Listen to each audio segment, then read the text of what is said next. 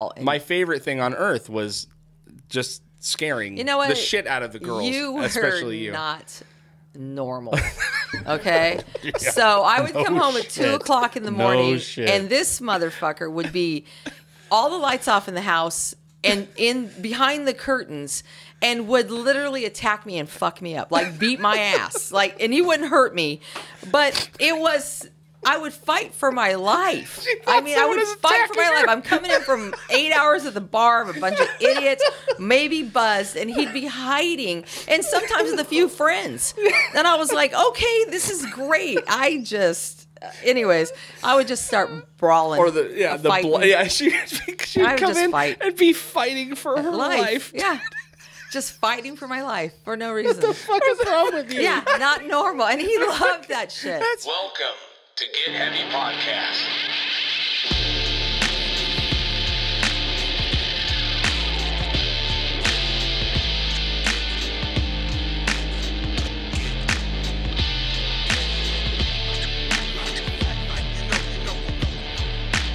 With your host, Craig Kasamis and Big J Curran.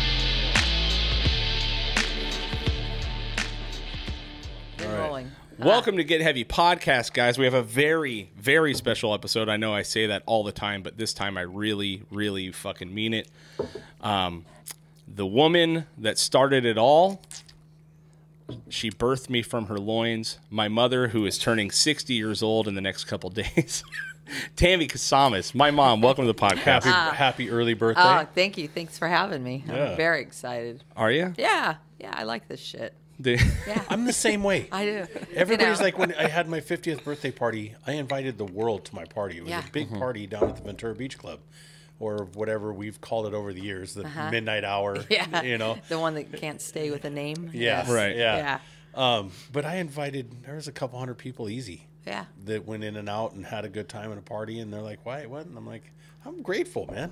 I'm lucky I'm here." Some pretty you know? big ragers myself this too. Is true. Yeah. I tried to get out of it this year, but I know she was being such a brat, dude. I wasn't. I always financially worry about my children. I know she's very. So nice. I didn't want them to have to pay a shitload of money. So. That's a true mother, a true parent, actually. Someone that doesn't want her own birthday because she doesn't want to burden her own children. Yeah, it's going to be just fine. Thank you. So you can apologize to me now for what? Ruining her yelling birthday at me 40 fucking times. This guy. He's a party blower, dude. Is that? Oh my god! Obviously, I'm glad you haven't watched the last 5 podcasts. Well, I know. I actually have bits and pieces, but I didn't catch it. I'm so excited for your mom's birthday on the 9th at the bar. I'm like, what the fuck, dude? Like I think I caught like one of them and edited it out, but I was like, you know what? Fuck. We sit here and talk and have these conversations, and I'm just having a good time. Yeah. You know. So next thing I know. My best friend Diane Hammer, which is a part of this program always, we have been through thick and thin, but she is the best. She cannot hold a secret. It doesn't matter. Oh, yeah. She's told me every year about something. Has she really? She didn't. This year, because she didn't say anything. I was like, all right. Yeah. So, but I told her yesterday. I said, hey, by the way, guess what? We're having a party. She's like, you bitch. She wanted to blindfold you. She wanted to take you on a scavenger hunt. You know, which my Aunt Diane is named Full Throttle. Yeah. That's what we call her. Yeah. And she is full throttle. I hung out with her for 6 months at Doby's when I was bartending over there before I found out her last name was Hammer. And when I did, hammer time, it would just went on. Yeah. Anyways, and when I why found, she never wants anybody to know her last name. No, she likes it, but I didn't know. That was awesome. That would be my name. Yeah. I wouldn't have a first name. It would just that's what I would go by. Yep. Yeah. That'd be good. Yeah. J Hammer, dude. Yeah. J Hammer. Well, I think she's single, so it's possible. Right, you know, anything's possible. Yeah. I am really good right now. My mom's generation dates young, apparently. Apparently so. You know what I mean? We do. Well, it is your birthday, so I brought you some presents. Oh, well, that's very nice. I bought you some nice flowers. Those are beautiful. I was eyeballing those in the house and thought, wow, he bought his wife some flowers. Nope. But it's for mom. I let Bronson give them to Rosie. And then was like, hey, those aren't yours. Should have bought 2. Should have bought 2. And I got you one of these because I know you probably haven't had one in a while, but A Cosmo. I don't know if you like Cosmos or not. I like Cosmos. There you go. I figured if you get a wild hair. a lot of booze. I was gonna say what you know. And I just don't drink it as much as I used to, but I have tried. Yeah. Whiskey is my gig, though. I do. It used to be Captain Morgan's, though. Oh, my God. And you were a Captain Morgan lady. I'm telling you, I can't drink Captain Morgan with almost wanting to throw up in my mouth. I think Really? I got all the way up to here. I was done. Yeah. You know what I mean? Yeah. So, Well, I remember because I would drink with you, and you taught me how to pour drinks. You've taught me a lot of things in my life. Yeah. You know, from being a little kid at the bar, she'd go like this much whiskey, right this there. much whiskey in the glass, or whatever. You know what I mean? And as they were eating peanuts, and I say that word, my kids fuck with me all the time. Yeah, she has. It comes out like penis somehow. But anyways, they'd be eating nuts at the end of the bar before school, and everybody would be giving them dollars. Yeah, totally. I was like, hey, I gotta work. We had a dollar racket going, dude. I gotta work. Because we would be at Gigi's, which is the only bar open at 6 a.m. Right now, that's it. There used to be the Rudder Room. Oh, okay. The Star Lounge opened early. There was a bunch of them back in the day that opened early, man. Yeah. Rendezvous opened early. The worst crowd in the world was I opened up at 5 and I worked 5 to 10. And there was every judge, sheriff, doctor, lawyer that came in, and they just ripped it up. And I would tell them. Was that at Gigi's? It was at Gigi's, Okay. At Dobie's, too. I ran both those bars for a long time. Dobie's, God. Yeah. Which one was Dobie's? The trailer that was next behind door. Gigi's. Oh, yeah. Yes, I get them mixed up. Marcella was the owner back then, and Gladys was the owner of Gigi's, and they were always in competition. It's hysterical. They're 80-year-old women in competition. Yeah. The Keynote kind of feels that same way about us, like it's a competition. Like there's no competition. We don't care. Yeah. Like we're all here trying to have a good time. They did. What difference does it make? No, I understand that the owner of the Keynote's been coming around a little bit, which is cool. Yeah. But we were like, hey, wait, if we're doing good, you guys are doing good. Yeah. At 12 o'clock when we're closing, I'm telling everybody, hey, the Keynote's open. Yeah. Go to the Keynote. Yeah. Tell the bartender Beth I said hi. She loves me. Yeah. Yeah, we did that. We ran back and forth through the back doors, so it was great. It was a good time. Yeah, I liked it. So you met all that's where we moved to Ventura, right? When I was, how old was I? 10? Yeah, so I figured out it was probably about 1989. We moved to Ventura? 1990 really? at max, yeah. Okay. So I wasn't 10, I was 8. I think it was 8, 6, 4, and 2 is where we were. That's right. So. And then when did you start working at Gigi's? Was it pretty soon after that? Yeah, it was about a year. I was going to school and working a few jobs, and then somebody said, hey, you want to go to work at 6 at night? And I said, it was Lisa Lou. Yeah. She said, you want to bartend? I said, well, I don't know how to bartend. She said, you don't need to know how. And I said, yep, you're right. Yeah. 10 years later, running both bars, I was like, yep, you don't need to know how to bartend. I had insane stuff happen at Dobie's. I had Dallas Cowboys come in there and rip my bar apart. Really? Yeah. It was real late. They came in. There was 2 of them, and they started fighting. And everybody said, what are you going to do? I just went outside, locked the door, and locked them inside. What are you going to do? Were they fighting each other? Yeah. Oh, They were rolling around, breaking shit. Yeah. It's like, what are you going to do? What are you going to do? I said, lock the door and wait till they're done. I'm not wrestling these bastards. Yeah. Jesus Christ. Anyways, but they came by and gave us a $5,000 check the next day to fix everything. Did they really? Yeah. That's pretty Yeah, it was And awesome. Adobe's, that was and a I lot. couldn't tell you who they were. Yeah. They were fucking big. They were big. Yeah. I got at Nickelby's. I got into it with a football player, and we had got him outside, and he was a big old dude, man, and he wasn't going to let it go. And we were out in the middle of the street, and he came charging at me, and I'm like, oh boy.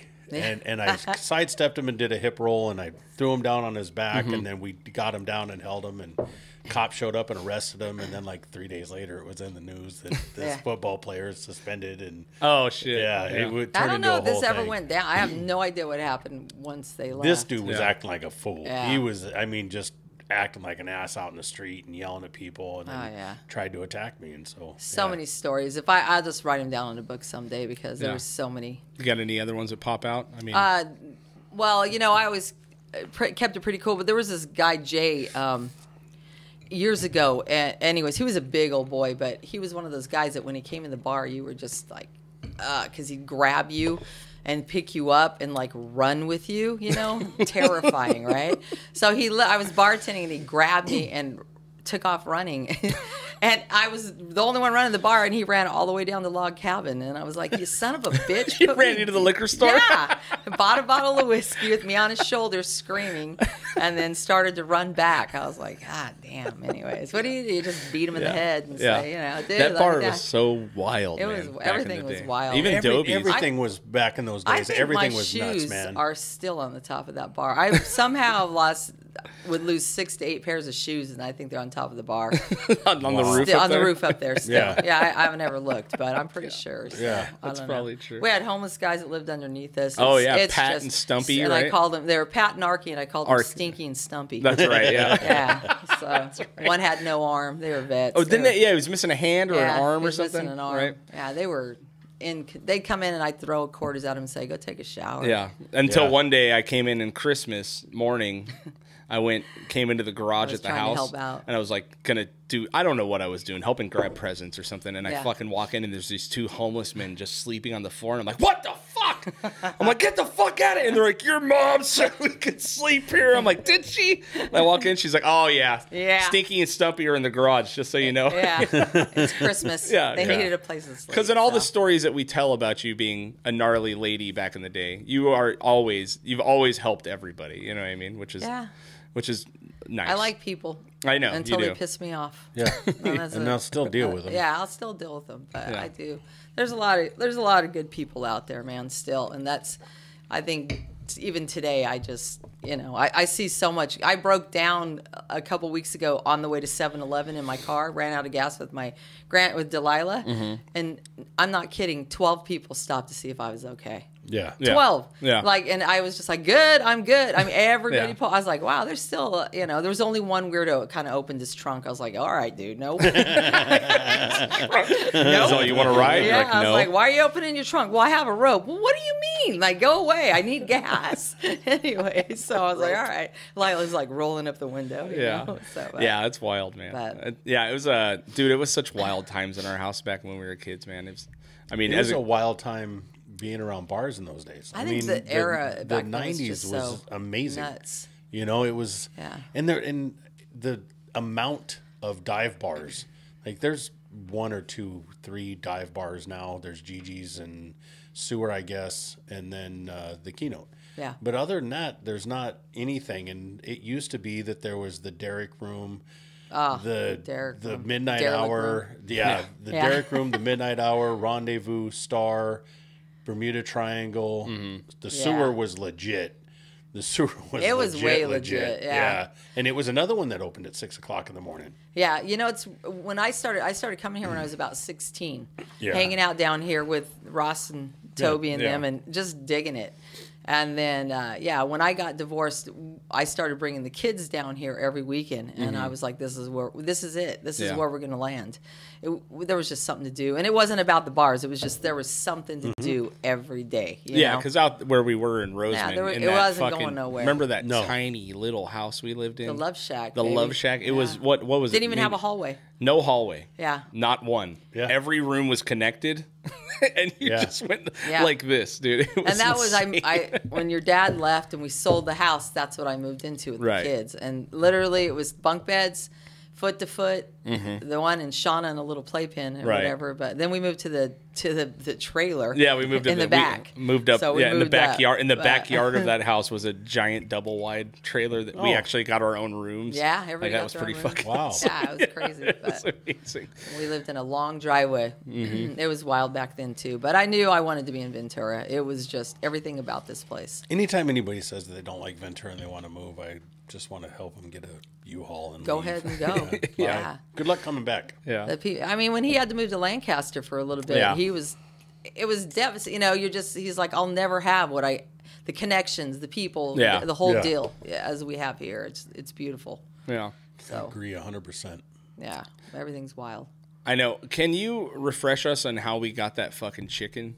Oh my killer God. hippie chicken? You. Was it me or was it Carly? You or Carly I think took it was Carly. went to school, had the option of getting a chicken, and you could either keep it or keep it for a while and then take it back to school. Well, I'm like, well, the way we are, that chicken will die, right? Well, it was some morphodite, big old thing hanging, It's like a and straight I named it a rooster, killer chicken, but it attacked us. Yeah. Anybody that pulled in we literally slide up, throw Shauna out. She was 2, make her run as bait, and we just run after her. Anyways, it attacked Jehovah's Witnesses against the walls. It fucked people up. Dude, and it would follow you to the store. Yeah, follow me It would all the way follow down her to on the her store. bicycle to the store and wait for her. And then follow her back. And it would attack you and still attacked me. Didn't matter. Not when it was following not her, when though, it was right? following me, but I had a lot of big bikers rolling up and down the driveway back then, and they would think they were a badass until they got rooster, out. man. Yeah, and then they did start getting pecked on the foot. Dude, but, what about Bob, man? There's a friend that she had when we were kids, and we called him What About Bob, dude, and he was Bob Smitty, man. God damn it, dude. Was in every grade I had. From the time I was in first grade. Oh, shit. And then when we moved to Rosamond, he lived literally down the street. It was chaos. Dude. He was a big bearded dude, crazy. Fucking nuts. He's just nuts, but he just, what about Bob? He was always around. He was the funniest fucking person I've ever met. So funny, man. He would make you die laughing, but he just was crazy. We had an earthquake, and he kept screaming. I had to pack my shit. Get your guns. And I was like, So finally I just got a crate, threw a jacket and a shoe in it, threw it out the door and locked the door because he just wouldn't leave it alone. I was like, I'm packed, man. Get back up.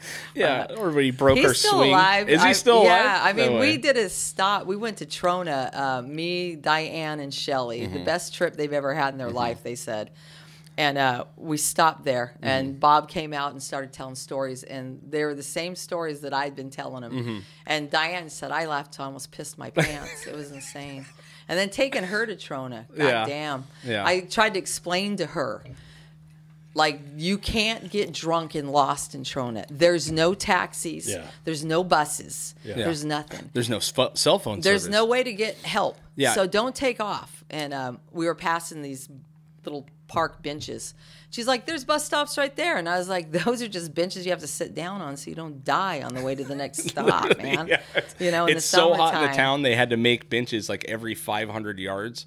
So in With a case you're makeshift walking tree. from one side of town to the other, you have somewhere to sit Yeah. because you're going to fucking die. There's no shade, 125 though. degree.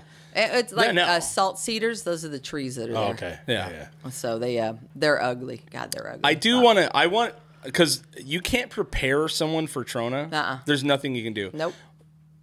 If you could tell us, because I only know that my experience in Trona, you moved there at like 16. Yep. Right. So what happened, and what happened in Trona? Like, Well, why? your dad and me were dating. He moved to Trona. Here we're 15 and 16 years old. Yeah. He moved to Trona. I saw a house phone in my room. It would ring really loud when he would call me in the middle of the night and wake up the whole house. Then he moved there and was grew up in Courtsell, but they all moved to Trona. So we dated for a while, and then he said, well, I'm moving. I said, well, then you got to go. So he moved, and then he called me one night in the middle of the night and said, hey, I don't want to do this. You want to do this with me? And I said, fuck yeah, I do. Yeah. So he showed up the next day with a truck. We threw my whole entire bedroom off the balcony of my parents' deal, and we took off, right? And I left him a note and boogied and went there. And by the time we got there, it was night. Was that your first time in Trona? No, I'd went there once before. Okay. Me and Julie drove out there to hang out, but it smelled like shit. Yeah. Rotten eggs as soon as you go in. But when I went there, it was booming. It was an actual town, yeah. It wasn't a town, but it was booming. Yeah. So you had a store, you had 9 bars, you had all sorts of stuff. You had a grocery store and stuff like that. No but rules. it was the scariest place I've ever lived. Yeah. I mean, honestly, you just, you're just there. Charles Manson, Cappy was there. There's all sorts of stuff. And I was a young kid, but I just ran. I mean, we lived in this trailer that they were all the same. They looked all the same.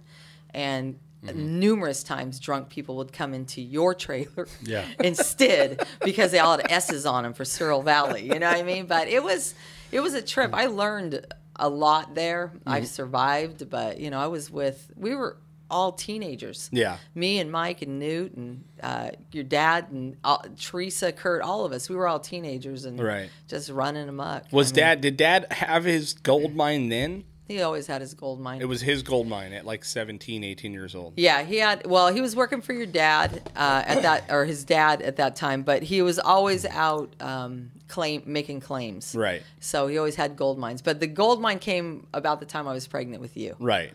So we had a gold mine out in it was the Minnetonka mine, which was an old Hearst family mine. Yeah. And they were working it, and we had an investor, a guy named Jack Greenhall, who invested a shitload of money, and we flew ore out in helicopters and had crusty guys making pies that were geologists that were drunk and fat and ugly. And I was fucking hot. I mean, pregnant hot. These people are all around. I was like, damn, they were ugly. But you went from being a teenager in the desert to helping run a gold mine. Yeah. Pregnant at like 17 years old. Yeah, I didn't really help. I mean, I knew how I could still make a good shaker table right now, but I learned a lot because I was always with your dad. Yeah. You know, he was the mastermind and could fix anything. But you'd be out there with him. Yeah, he moved all my clothes because I was pretty spoiled with my parents. And I couldn't find my clothes, and I went up to the shop, and the guys were all using them as rags. It's like, you motherfucker. Anyways, but the torture and everything that was learned out there was insane. You know, I mean, I don't hold a grudge because it was a fucking adventure. Right. Everything about it. But it was also torture. A lot of torture. I'm sure. Yeah, because they were nuts. Well, and I was just so young, and I was just having babies. And by the time I got pregnant with Mandy, I was like, look, I'm not raising my kids in this town. Yeah. So I made him boogie. And then That's he when bought we me a moved to house in Roseman. Roseman. Yeah. I'm like, God damn. But, you know, what are you going to do? Yeah. So, and then it didn't last much longer than that, a year or so, and then we split up. So, Yeah. But it was all good. Yeah, it It's was crazy when you see kids now. And Yeah. like, you know, I was 14 and 15, and I was pretty much taking care of what I needed to take care of. And Yeah. you look at 14 and 15-year-olds now, and you're just like, well, Yeah. like, I started what working are we at gonna do? 14. I mean, I worked at a place called Raymar's. I mean, I never not worked. Right. Same. And we did the whole deal. But, I mean, raising kids is what I did with him. He always said, I'll work, you raise the kids. Well, fuck. That took a shit. You ended up doing both. Yeah, Yeah, I ended up doing both. That's Forever. all right. I mean, he's still in our lives. That's okay, you know?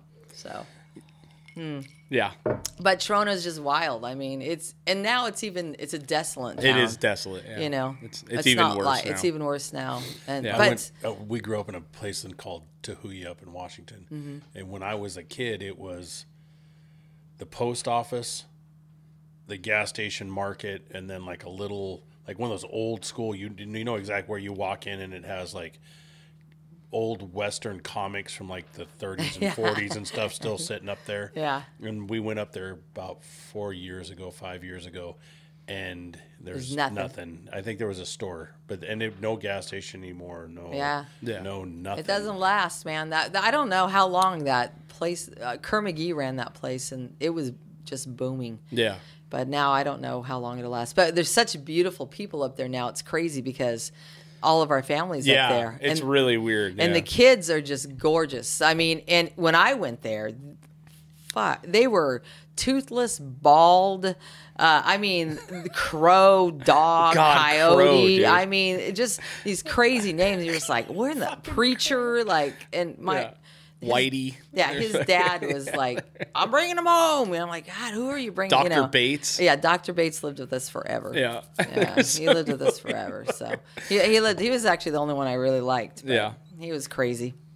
Yeah, Crow, I don't know. Do you know about Crow? I don't know anything about him besides that I know what his nutsack looks like in a lineup. Yeah, no. Right. So there was this guy that used to hang out with us around my dad named Crow, right? Mm-hmm. And there was so many insane fucking rumors about the guy that he was like on the run for shooting helicopters and shit. I don't know what exactly I think he was ex-military. I could be talking out my ass right now, but there was something.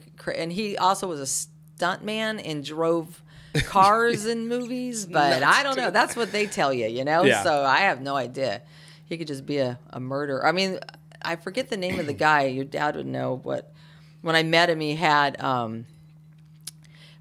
ears around his necklace because he was known for biting people's ears off. Jesus. And I was like, oh, wow. But he had an actual necklace of ears? Yeah, that he and would then wear? he ended up going out in the desert and killing himself with an 8-ball. So I was like, how'd that go for you? Somebody said he did it and then started running for help. I was like, I just wanted to see that. I don't know why. Pussy. Yeah. And what was the Manson connection out there? Because I know Cappy. And who was Cappy? Yeah. Okay, so the Manson connection is that Grandpa Andy was out there, there in hanging out, and went up to Barker Ranch, which is where he was found, and there was 150 naked hippies, just dancing around, doing their thing, frying. So they were all out there for a long time, and he started trading with Charles. Like, he got the bus from him, remember, that was in the yard and stuff like that. They traded stuff back and forth. Did you hear that they found his diary in that fucking bus? Oh, no. I mean, I hated that bus so Grandpa so much. sold the bus off. So, my grandpa had a bus when we were a kid from the Manson family in his scrapyard. And we would go play in it, and it had a clay face of Manson, all these fucking wild pictures of just hippie shit, Mosh Posh everywhere. Pigs with he ended up, I just found out when we went up there that he sold the bus, and they ripped it apart and found fucking Charles Manson's diary under one of the seats and sold it for I don't know how much fucking money. Way more than they paid for Way that more bus. than they paid for that fucking bus, dude. Yeah. That's so, what one of the cousins told me that the other day. So Cappy was one of his girls. She was one of the ones in the film when you see it, and she's still got the cross on her head. Yeah, she had a cross carved in her forehead. She had kids, Elf and Ian, by I think Coyote, and they had to ask permission or something like that. But that was it. I just basically, I mean, she was. But you didn't have much besides Cappy. You didn't have much. No, that was to me was no. I wanted no part of it. Yeah, because Helter Skelter back then was the scariest thing I'd ever read in my life. Right. Back then, now that's nothing compared to what these crazy fucks in this world do. You know what I mean? Like, but back then it was terrifying. I think there was the crazy fucks were still there. We just didn't know. Yeah, now because we both of us were around some absolutely fucking insane people. Yeah, like a dude that wears ears around his neck. Yeah, but we just it wasn't. I can't remember his name. It'll come. It's probably better you don't. Yeah, I'm good. I don't want to say it out loud. Anyways, but even like Vogel, right, was nuts. Like Mike Vogel was. He was a good guy. I know, but he was like, as a kid, like that was the yard we were told not to go in because there's most likely booby traps. Yeah. Like in the yard, you know what I mean? And I remember being told that. Like, poor Mike. I always feel so bad for Mike. Mike passed out in Craig's truck one time, Senior's truck, and I'd been looking for Craig for 3 days, and his legs were hanging out the truck, and I thought they were Craig, so I took a bat to his shins. And I felt bad. Mike was a good guy. It wasn't Craig. Damn it. Fucking Mike just wakes up to a bat with his shins. Oh, my. Yeah. I mean, because you were fighting for your life out there. I was fighting for my life. Your dad sucked. I mean, he was young and crazy and wild, but you can say he sucked. We get it. He sucked at the time, for sure. Well, yeah. I mean, I got him back. I mean, I would pack his lunch and fill his, he'd work way out in the desert, and I'd fill his thermos up with sand. And then I put one time the picture of the bologna between both breads. But there's reasons why I did all. Would you take a Polaroid of it? No. You used to when you used to get the bologna, the little piece that was there, it looked like a piece of bologna. I just put that between two pieces of bread and sent it out there. So and he had it coming though. He did have it coming, and he always laughed about it. You know what I mean? And I mean, he'd take off, and I'd be throwing full cans of dog food at his truck, and he'd just say, "Oh, goddamn, Tam's a little mad today," But it was wild. It made me who I am, honestly. That's the thing about the childhood and going through that stuff, that it builds character and builds endurance. You figure out how to deal with the stuff no matter what you get thrown at. I just was out of place with my family and my parents. I mean, my brothers I adored, but my mom and dad looked at me like oh my God. And I felt like I truly had no reason for their rules at all. Like, it was a waste of time. From the time I was about 13 or 14, they would just look at me like, oh my God, I think that, obviously late 60s, early 70s is when you're... Early 70s. Yeah, what I mean? And that's that time change, like that old school, like the greatest generation, which is what Grandma and Grandpa are from, the World War II generation, and you were in the beginning of that period where people started just getting wild. I was nuts. I mean, I was nuts. Like, it was insane. And so I look at my grandkids today, and when they pull shit or something, I think, well, is that normal? You know, because I was just so wild. It was crazy. Yeah. I never hurt I never wanted to hurt my parents or anything, like that. But I knew I just couldn't follow the rules. You wanted to be free. I couldn't follow the rules, period. Yeah. That was it. So we didn't have rules. Yeah. There was no rules. By the time I was that age, I was just. Well, that's good. You didn't have to break them. No. I had to deal with other stuff. Yeah. But as far as the parents go, I had to run away, leave a note, like I'm out. Yeah. Were they religious or? No, they're not religious at all. And my parents were great. I had good parents. They were just not real partiers or anything like that, but still did the 1970s thing.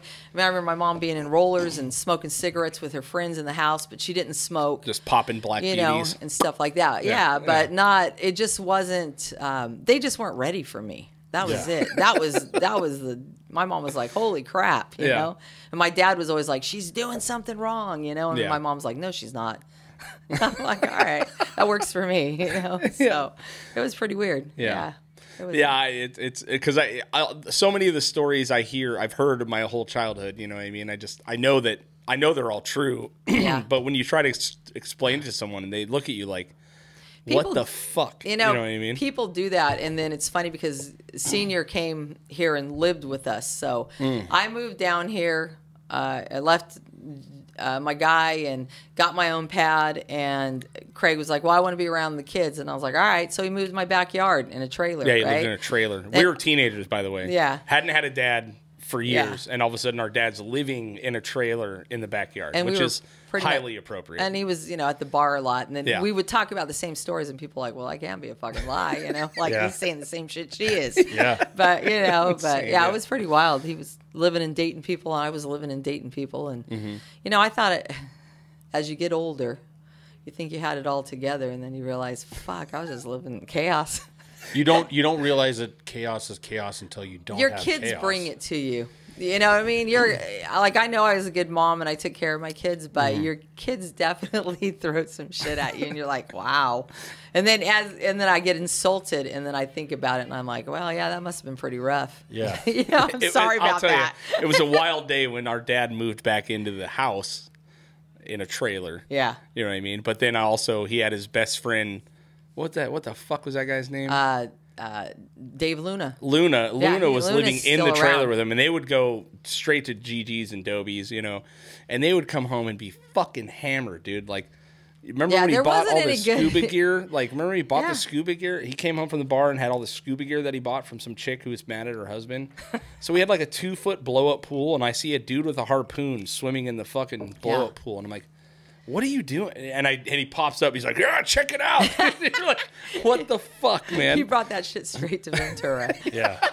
It was chaos. He brought that desert right to Ventura. Yeah, it was so nuts when we grew up, man. But it was. I don't think I'd want to change it. Maybe you guys would, because you guys had trauma. I don't want to change shit. But it's weird when you get into like that whole thing, and it's something I want to talk about a little bit. But just your childhood, if you can see it, shapes you to be the person you are. Right. Now, you hope that it doesn't make you crumble or into scar. a fucking ball, you know what I mean, and you can get past it or whatever. But, I'm like highly positive we could survive in any fucking situation on planet Earth thrown at us. You know what I mean? I'm not saying you designed it that way, but that's just how it went. And I feel like that my girls could do that too. 100%. I mean, Mandy might act like she can, but she could throw down. Yeah, totally. So she can throw down. So I think that survival was, I didn't know I was going to have to survive. I mean, there was times I was like, Jesus Christ, what's going on? But it made me who I am today. Yeah, too. I mean, when you say survival, existing. like no wasn't food. Like it wasn't. You didn't. I never looked at what I was doing as like I'm just trying to survive. I just was doing what I had to do to get through every day. Yeah. And it was a lot of chaos, a lot of crazy, but it just wasn't like this is what I have to deal with, and I never thought about it any other way. I'd see what other people were doing, and I'm like, wow, okay.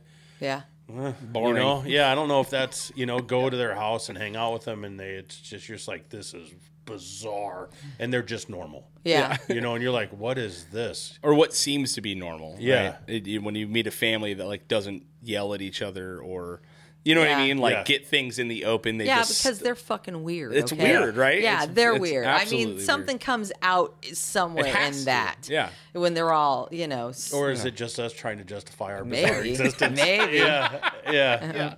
I didn't have a bed until I was 15 or 16 years old. We just slept on the floor in a mattress on the floor. I always made the kids' beds in rooms. Yeah. Craig always had to have a garage or a couch or Yeah. when he got older or something like that, so he'd have privacy. But I always brought someone over that built him a room or, I miss those days too. Like I just would call up and say, hey, I need a jump seat in the back of my car. Can you build that?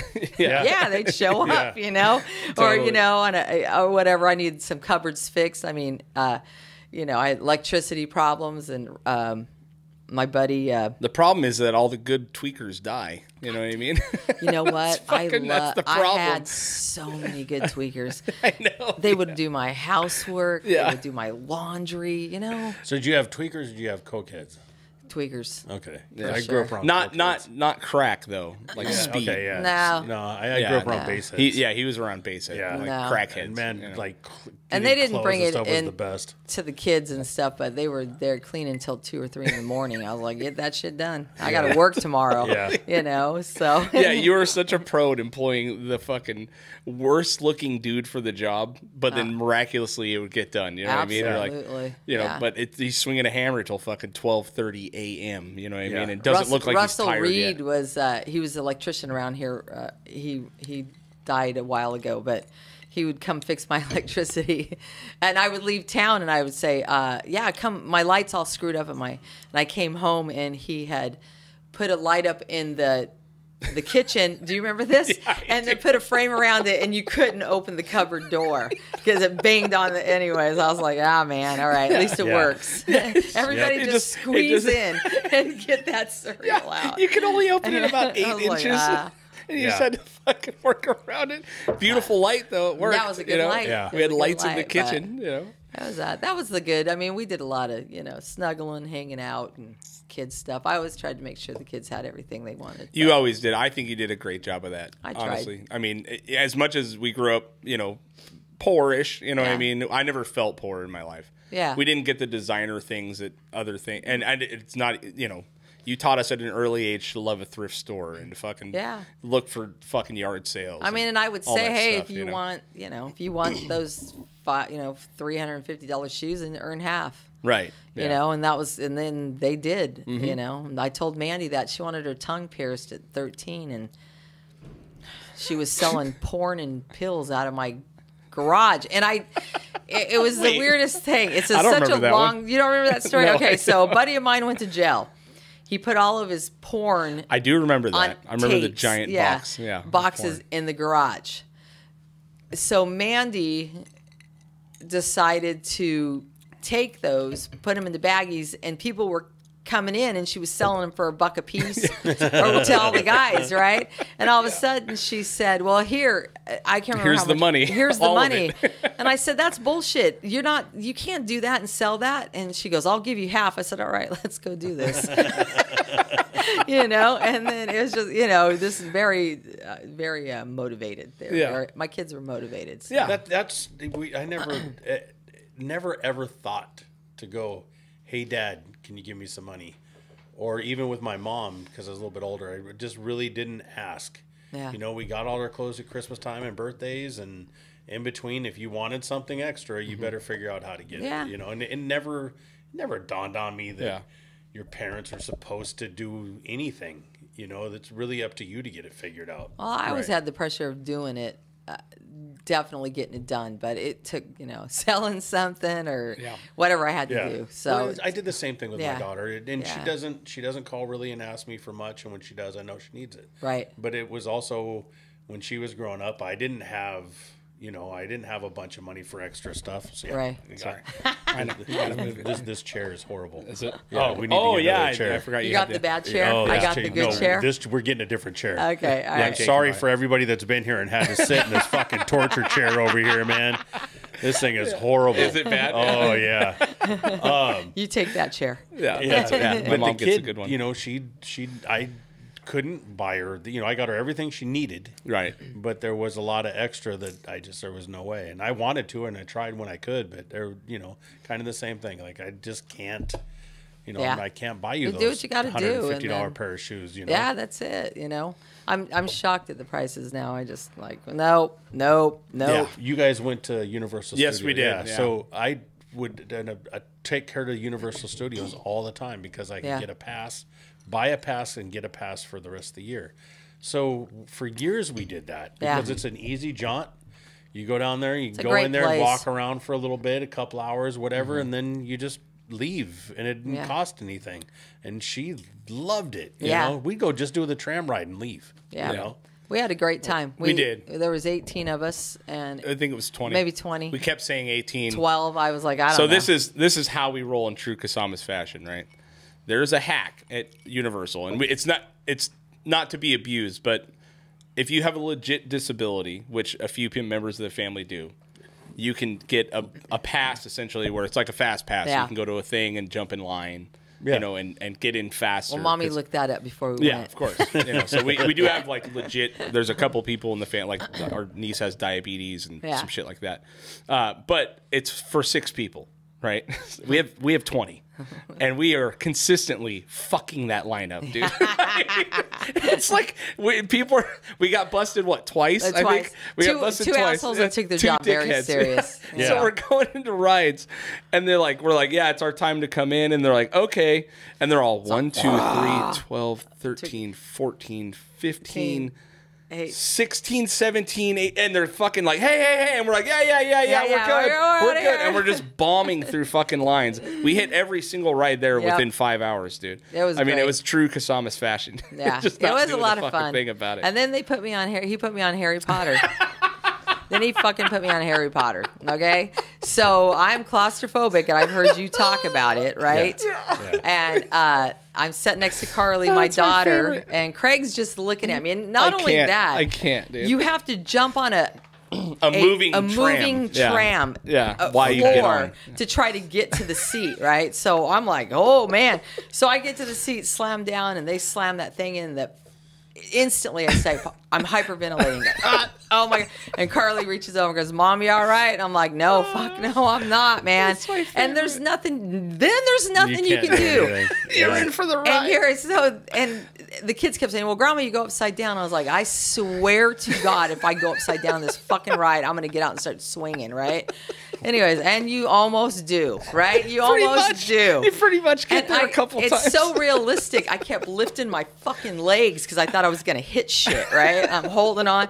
I held it like this and yelled, nope, the whole goddamn ride, right? I got off there. I was so disoriented. Then you jump back on the moving rail again to try to get out. All the grandkids are grabbing me because I'm starting to shoot down, head out. She's going back on the ride. I'm going back on the ride again. Anyways, I get off of that, and I was shook up for hours. Oh, my God. It was so... And Craigie's like, I just wanted to film me. I want a video camera. Do you know his dream is to have a podcast and film me doing shit that I can't do? I want a TV show of taking her on shit that she hates. that I can't do. Roller coasters. Anyways, so... And like cave diving. Fucking. Just an elevator. He locked me in an elevator one time, and...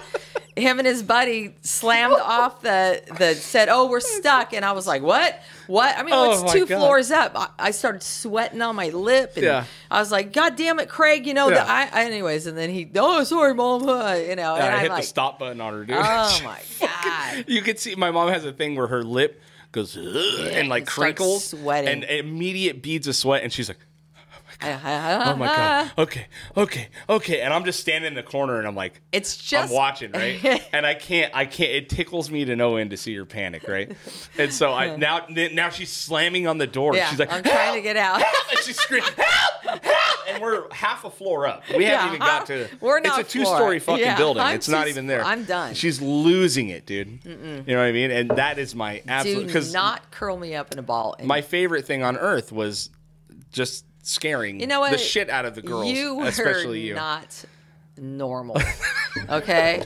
So I would come home at 2 o'clock in the morning, and this motherfucker would be all the lights off in the house, and in behind the curtains and would literally attack me and fuck me up, like beat my ass. Like, and he wouldn't hurt me, but it was, I would fight for my life. I mean, I would fight for my life. I'm coming in from 8 hours at the bar of a bunch of idiots, maybe buzzed, and he'd be hiding, and sometimes with a few friends.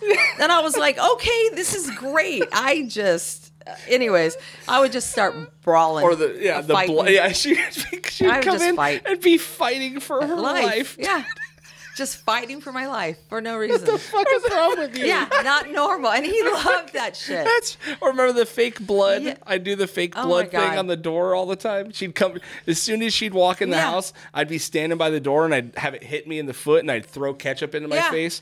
So she's worked 3 jobs today. Yeah, 3 jobs. She comes in fucking 11:30 at night and all she sees is me on the ground that she did it. Yeah. And I'm fucking covered in blood. And King wonders why I yell all the time. I'm like, this is my first instinct. He's like, what the fuck is going on around here? I've been trained my whole life. Yes. Anyway. And then he'd get the girls in on it, but most of the time he just tortured me and the girls. I mean, he had a shock machine that it was an old radio. He cranked it up. Oh, I know what you're talking about. And it was a Vietnam phone. He and it locked had a prong. us in the bathroom Yeah, for it hours. had a prong, and every time you racked the phone to charge it, it was 100 volts. I mean, they would do it on each other's neck. Yeah, we would kill each other with it, but I'd get them every once in a while. No, and I think he'd literally be out there eating food and shit, and we'd crack the door, and I'd say, all right, you little bastard, I swear to God I'm coming out. And he'd just hold it to the door, and I was like, he's watching TV and drinking and eating the food while we're all locked in the bathroom praying that something will happen. So, dude, they were in the bathroom, and they just kept touching the door handle, and I had it on the door handle. I was like, zomp. We couldn't get out. The bathroom's as big as this fucking table. Why didn't you whoop his ass? I did once I got out, but I mean, it was worth it. I was he was well versed. I remember the day that she spanked me the last time, and I was like, that didn't fucking hurt, dude. And then she was like, "Gosh," and she drilled me in the chest as hard as she could. And I was like, it's not as fun. Yeah. Fuck. You know, and I was like, oh, this is a whole nother. So then she just started swinging. You were 17 when I gave you a gut shot. And That's right. You literally looked down at me and said, why the fuck did you do that? And I said, I really don't know. But I'm feeling a little bad about it right now. But anyways. Yeah, at that point, she could punch me as hard as she wanted, and I was going to be okay. Craigie. Yeah. Craigie was the kid that he heard me coming, man, and he wanted no part of that shit. Yeah. Honestly, he just didn't. But I think it was my reaction to being completely tortured by a mom and 3 fucking sisters. Yeah. With no male influence in my life that wasn't on drugs. Dude, don't forget. I got him, though. Don't forget, though. Yeah. You're an asshole. And Let's not leave that out at all.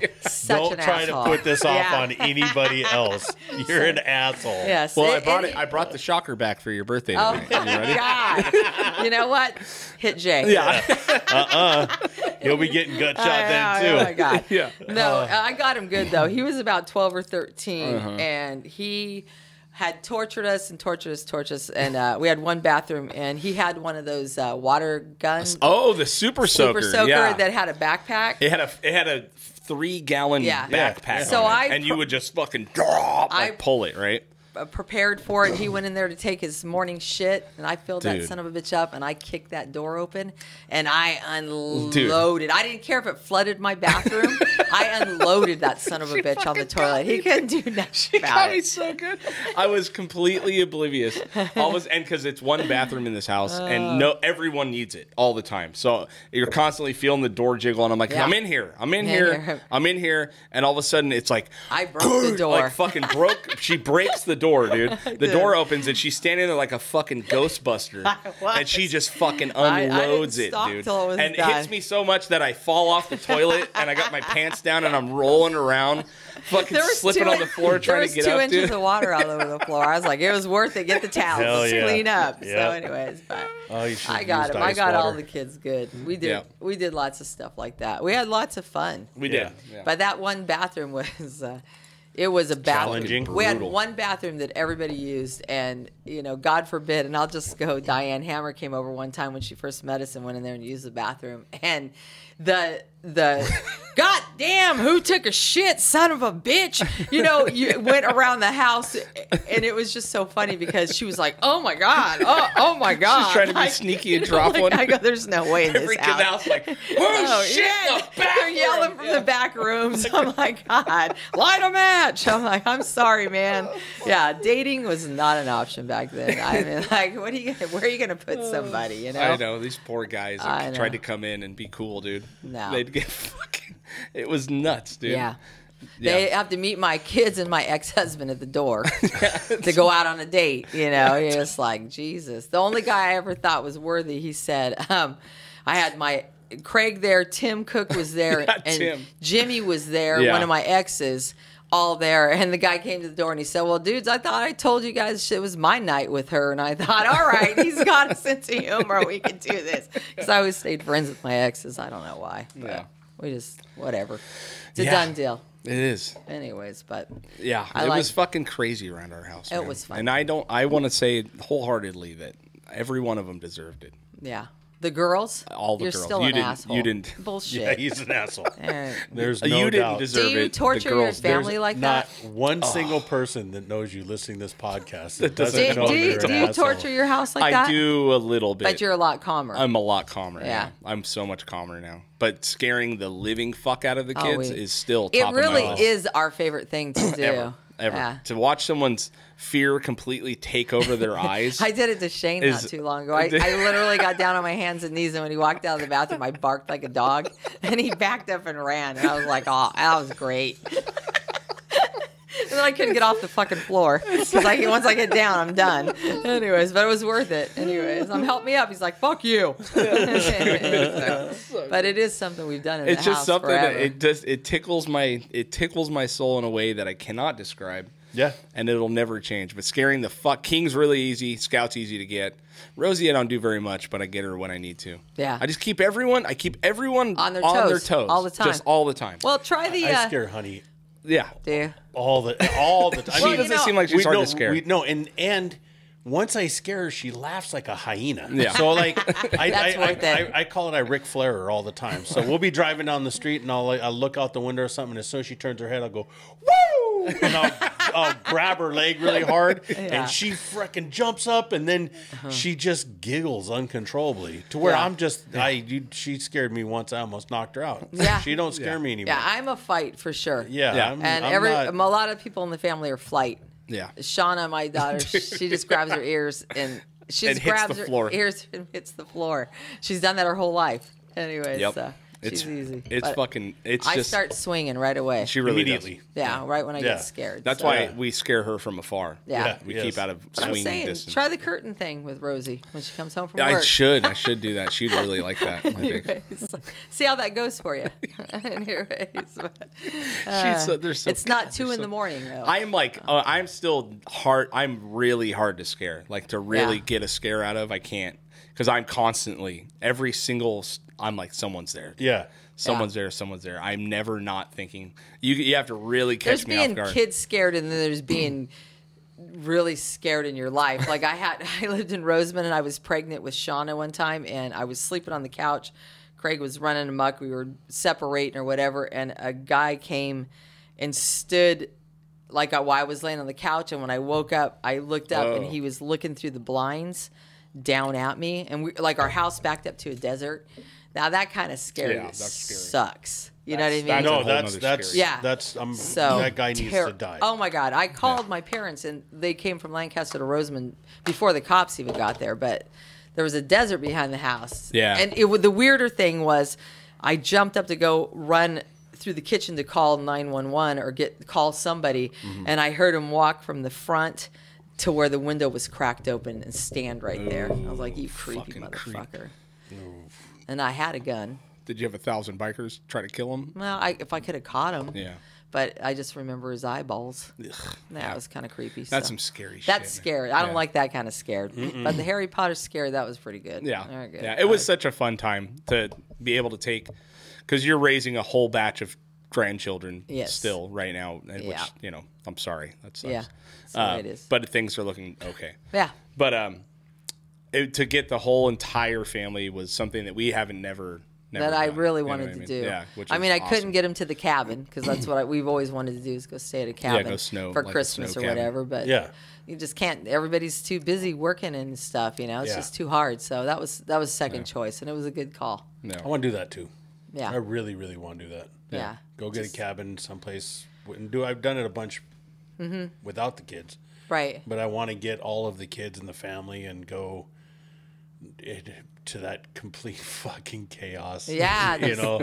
And I tell them, we got to drop everything, and you just got to be about being up in the snow and Yeah. eating food. But the kids aren't ready for that yet. The little ones aren't ready to give up their Christmas for that. That's like true. the presents Yeah, and yeah. stuff.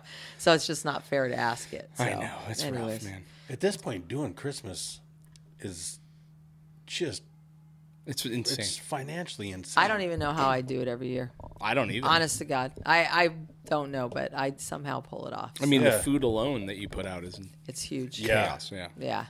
But it's worth it. Oh, yeah. I mean, you're not going to, if I've learned over the we all know, you're not going to be here forever. And that's No, just what it is. Either enjoy it, get through it. Believe me, I have my moments where I'm like, fuck these people. But I try to keep it to myself. And then Yeah. I pull back out and think I'm grateful. And when you get around them, like my family, we have our issues, of course, but once we get back around each other, it's just there's nothing better. Talking with my sister and me and my brother and all of us being together and my brother-in-law and the kids and It's everything. It is so much fun. It's man. really what I've based my life on with my kids. It's really always been about family. Yeah, And they've same. all taken that.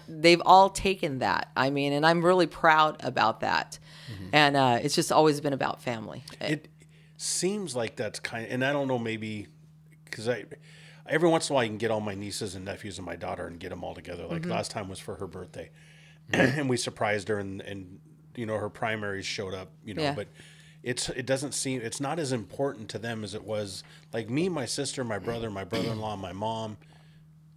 We all the kids coming together. Right. We all are going to be together.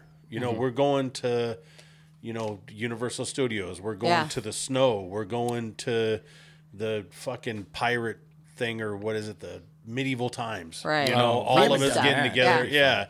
And it was, and now it just seems like, Well, it breaks apart a You little know. bit as people get involved in their lives and stuff. It was nice to hear And cost. outsider that came. It was Madison that came over. Oh, yeah. And she was just like, that family has taken their gut punches. They've been through their shit, but they always pull together. And it's really, I mean, I will literally stand up in the front room if everybody's fighting or whatever and say, you all fucking show up. That's what you do. I've always showed up for you. Right. You show up. And Yeah. everybody puts everything aside, and it Yeah. ends up being a great time. You always have been the glue that holds us. Wow. Because there's a lot of families that you see just they break apart and they don't. Yeah. They get bent out of shape over politics or whatever fucking That's fucking issue, interpersonal bullshit. trauma bullshit. Yeah. And you've always been the glue that holds together. Not only that, 1,000 other kids that Yeah. are your illegitimate children of my friends. Every one of my friends knows you as Mama Kay. Yeah. I mean, from the time I was 8 years old all the way up till now, you know what I mean? And Shauna's friends and I just wanted my kids home, so I just let everybody come Yeah. there. to the house. Yeah, I mean, that was easy. And there's just... Which backfired a few Yeah, times. completely. Yeah. But, I mean, it's just parents... I was always amazed at how parents gave up. Yeah. Just, Yeah. you're 13 now, you're fucking out in the streets. She's a I- 13-year-old girl. What are you talking about, you Right. dick? You Right. know? Yeah, I like, don't, but- and I see it. It happens a lot. My only child my own blood child is my daughter, and her mom's kind of been tweaked out for quite a while. So I've been the primary and right. going through stuff with her and her having a heroin problem for a while and dealing with all that, man. And I just don't know how people Thank you. just tap out on it, like you said. Sorry. You see these kids, like especially young ladies. I'll see them walking down the street, and you see them, and you're just like, man, I wish I could just be there, just to talk to you and tell you, hey, look, man, you can get through all this. You just got to figure it out. But And, this generation of kids, they suck too. I mean, they're not the same as our generation.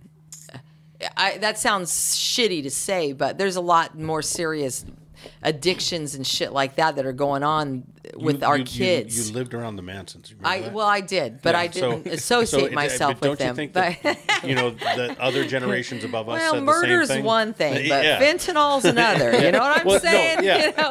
But we still have, and I'm a firm believer that the generation before us said that about us. Of course. My grandfather probably thought I was a little shithead. Well, I chased enough people in the hood and threatened them with their lives because they were disrespectful. I mean, there's always those assholes out there. But I mean, many She's the times. only person that's chased people down, homies, in a fucking VW bus. And made them apologize. Yes, I did.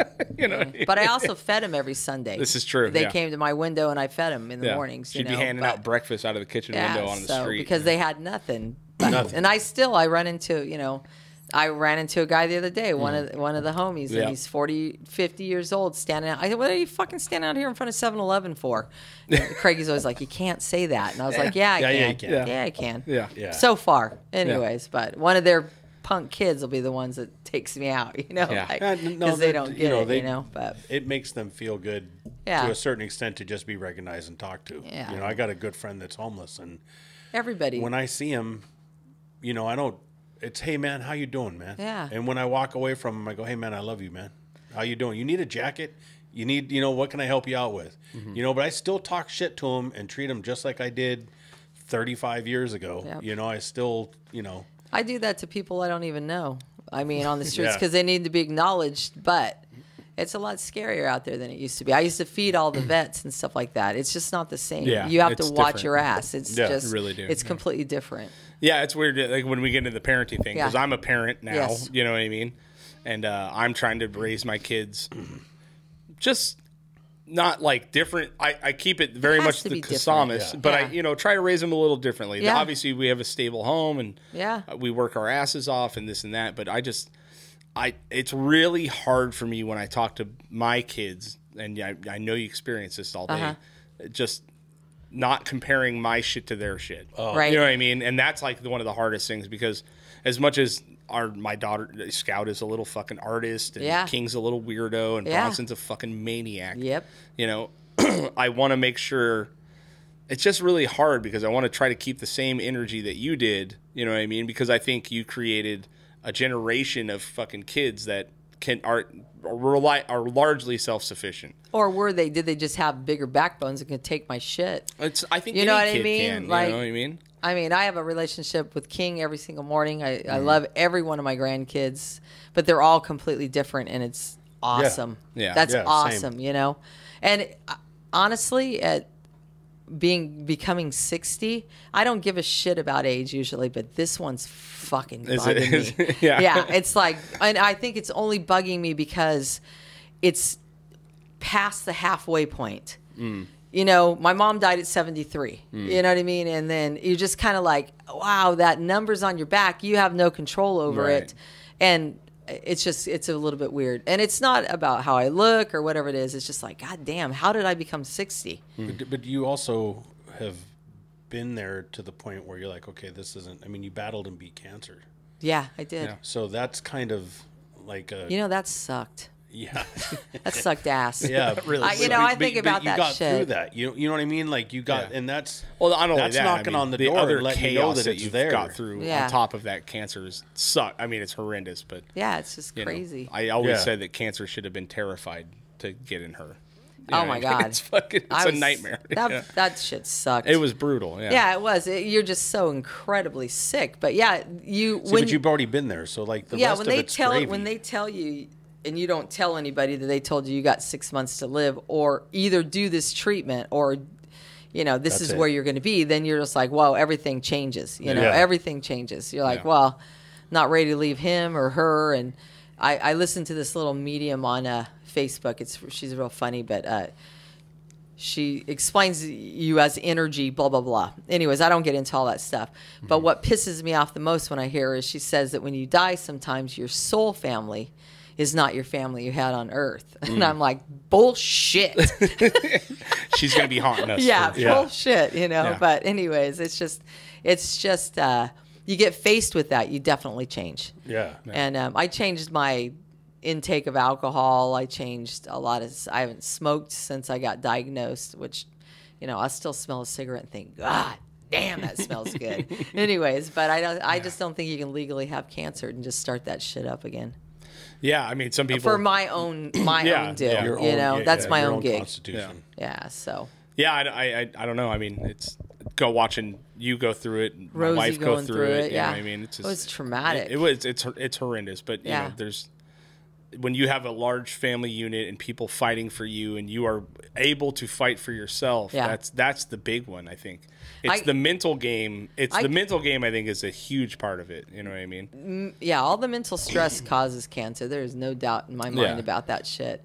But also having the large family, I literally tried to hide and run a little bit to stay away, so I didn't hurt my kids as much as I was hurting, you know. And you just go through all that bullshit, you know. And it's just mentally challenging. But the shit, it works, you know. Yeah. All the natural stuff they say, do this, do that, you know. That chemo kills everything, you know. It really does. So, but anyways, it's a wonderful. I'm glad it's over. Yes. Whew. Yeah. And the fear of it getting it again just never goes away. I couldn't. Even Rosie still deals with it now. Oh my God, 10 years. Lisa Canzaneri, who she went through it twice. Non-Hodgkin's lymphoma. My best friend in the whole fucking world. We've been friends for 50 years since we were in third grade. Yeah, and she's Italian. She's 5'2". Green eyes, dark hair, and I'm me. And they'll say, "Are you guys sisters?" Because our mannerisms are the same. We talk the same. We think the same. You know, it's just been that many years. But God, she's the hardest chick I've ever met in my life. Lisa's nuts. She's my aunt. Absolutely, you know what I mean? She's one of the actual family members that's I will consider a family. Absolutely, because he has every single person he knows is his family somehow. Yep. You know well, I mean? That's great. Is it? Yeah. I don't know. I just you love everybody, right? Yeah, it gets me in more trouble. You said you had some questions. What is it? Oh, I do have some questions. So I would like to know, what is it that King drinks a gallon of a day? Milk. Milk? Milk. It's disgusting. Yeah. Yeah. No, my mom has this whole lingo, and we've been harassing her for years about it. She says milk. And I guess I'm just basically But also I'm dealing with Jay, who can't pronounce anything. Okay. So you didn't see anything wrong with the milk, did you? Or pillow? Well, you said that right. Pillow. Yeah. She says pillow. Grab the pillow and get in the room. No, my questions were, turning 60 years old, what is it that you could give the younger generation of parents that you think they might need to hear? Oh, are you fucking sure? I'm dead sure. I'm dead serious. I think... I don't know what I could give. Just advice. Unconditional love, there's no doubt. Of course. From the time my kids are born, I looked at them and promised each one of them when they were born I'd be by their side until death do us part. But respect. It just has to happen. Everything about how we're raising the kids, and you don't have to spank your kids. You just have to let them know that there's boundaries of respect, of elderly, of the bases of what makes a good person. I mean, that's just all I would change. I watch parents don't take the time. Everybody's too busy. The phones, I would definitely throw all those fuckers out the window. Yeah. So that's how I feel about it. That respect thing is so insane for me. Yeah. And how it seems like it's kind of hopefully going back in a different direction. I kind of think for a good while there, it's like, no, you're your own person. You don't have to do this. You don't have to walk up and say hi to them. You don't have to shake their hand. You don't have to. You know. Come on. Oh no. Yeah, you fucking do, and you have to look them in their eyes. All my kids shake your hand. You know. And my kids, I if they got in trouble, they got in trouble. Kenny, but they would. We grab that thing out of the fridge. Yeah. They would. They still to this day, like my daughter's 29 years old. She doesn't really like to cuss around me. She will. That's nice. I got nieces that are in their 30s and older, heading towards 40, and they won't smoke around me. I have all my grandkids convinced that they can't cuss around me. And, oh my God, that shit is so... They I mean, they literally won't. Smoke around me. Yeah. They you know, And it's not they'll because say you told something them and no. they'll look at me Yeah. and realize, oh shit, Yeah. I shouldn't have. You know, oh, I'm sorry. Yeah. You know, Yeah. immediately, and Yeah. and I know people are like, man, you're really hard. Well, yeah, People- I they want need they need that. to It's respect not- people, It- and then you have and to they deserve that. Yeah, it's. I just watch I sit and watch the kids at the school, and you know, kids are going to do what they're going to do, but a lot of it is a lack of love. It's lack of parenting. It's lack of time. Mm-hmm. It's, you know, lack of getting out of the house and going and building shit. You know what I mean? And I'm not saying I do all that with double raising my grandkids again, because there's plenty of times that I say, hey, grab your phone Yeah, and get shut the the fuck hell outta up here, and leave yeah. me alone. You know, but it drives me nuts. My kids played in the yard. It was the era, but when if I watch kids that don't have respect for elderly or don't have respect for each other, or, you know, bullying, calling names, things like that, it's just not, it was never, I just couldn't tolerate it. It Well, was because back always then- around though. Well, It's any always adult been could around. discipline. Always been Yeah, around. it's You know what I always mean? been around. Yeah. Any adult could discipline you. Right. When I was a kid, got I knew that lined up. any fucking adult, Right. Yeah. it could discipline me. Right. Yeah, You know what I and I'm mean? not. I can't run home to my dad and go, Right. "Hey, Dad." Unless they went too far, then their mom Sure, showed up. yeah. You know, Well, I mean, or Then, something yeah, like which that. But mom has Yeah. definitely showed up yeah. for sure. So, but I mean, you can discipline. I did the disciplining in my house, and the kids act like they got, you know, spanked all the time. I didn't really have to spank them that much. Right. Honestly, I always say I was a yeller and a slapper or whatever, but they knew what the deal was. It was just the way it had to be. I'd Right. go to dinner. We went to places. They stood by me. They, you know, and even I'll tell you a story. The grandkids don't. I was in the store the other day and they start running their circles around me Yeah. and I'm tired. I'm Yeah. 60, right? Yeah. And the lady, so I just flipped them off and started running out the door. And as soon as they see me flip them off, they know that I'm leaving. Yeah. I'm trying to leave, and I don't run very fast. So a lady comes up and she says, "Did I just see that?" And I said, "Me flip off my grandchildren?" She goes, "Yeah, and run for the car." I go, "Absolutely." She goes, "That's the best shit I've ever seen," because I'm tired of saying it over and over again, like, "Stop touching that. Don't do that." I I'm know. just like, you know Yeah. what? This, I'm out of here. Yeah. You know, and Yeah. that's the difference between being 60 and 40. I'd Right. whip your ass all the way out the store. Oh boy, You know. I've seen her pull a kid's hair yeah. in a clothing store and throw him another kid, not us, I didn't like not throw us, him. right? I just tugged his hair and stuck him back in the clothes. Yeah, he was pulling. What was he pulling I clothes was out of your looking at hand? stuff, Right. and his parents were letting him yeah. run Oh, dude. wild, and he was in the clothes. And every time I'd pull his shirt to look, he'd look up and go, "Ha ha," and rip it off the hanger. And I was like, okay, 3 times like that. So I just grabbed him, shook his head, and stuffed him back in there. And he just cried. I was like, I don't know what happened. He bumped his head on the railing. What is the worst that Craig's ever pissed you off where Ooh, you just yeah. wanted to kill him? Oof. I mean, just the You know, one- we've what- only pick had a good 2 one. conversations, really. It was about piercing his septum Yeah, she was so fucking mad when I pierced my nose. and circumcising his son. And he said, "I don't want to talk about my son's penis any longer." I mean, that's where he ended it. And I was like, all right.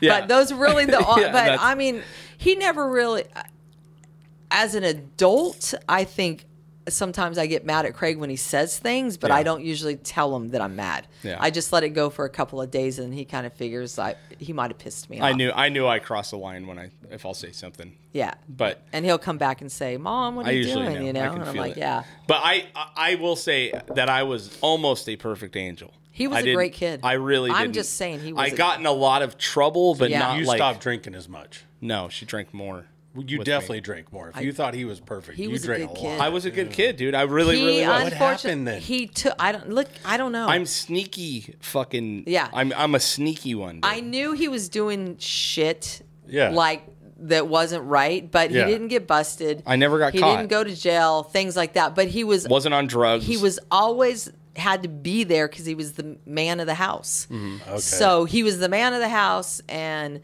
you know when I'm out in the driveway crying because I can't get my hands in to change his fan belt, and he's like 13. He's like, and I'm like, fucking who does shit like, you know? And then he goes in there and tries to do it. So that relationship, he was always that. Yeah. Now as an adult, when he spouts off to things and says shit to people, and then when he leaves the house, and I think, man, I need to tell him he's being a dick. And then I either decide to tell him or I decide to let it go. Yeah. And that's pretty much where I'm at. But he's an adult, so. But even as an adult, though, when you hear that from your mom and from people around you, especially as you get older, you start to go, maybe I could stop being such an asshole. I think if I really come and say. Maybe I could stop being such an asshole. Yeah, I know. It's so Jay? wild because I feel like you're talking to exactly yourself. Oh, no, I talk to myself about this all the time. All right. I think we need to put you on him for a week I could and do see that. how that fucking goes.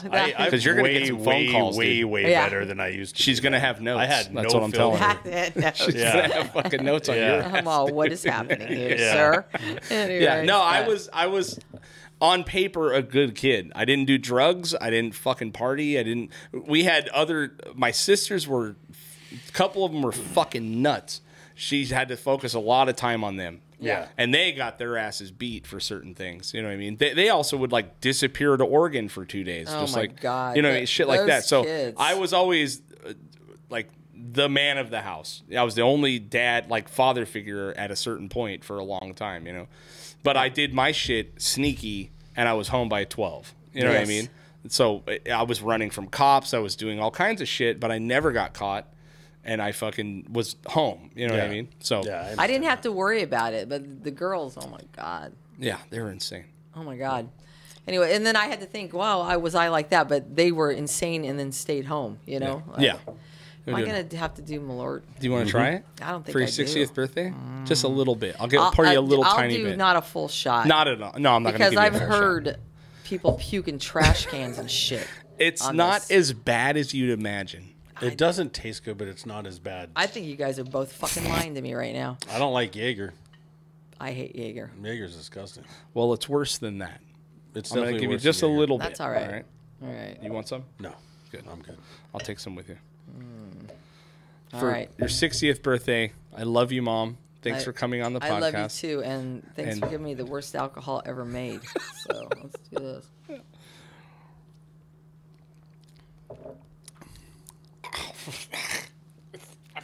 That ain't shit. No, I thought the same thing. Give it a minute. You'll still taste it, though, for Okay, a wait. while. Maybe it does taste like yeah, It's fucking bad, dude. like rubbing alcohol. Yeah.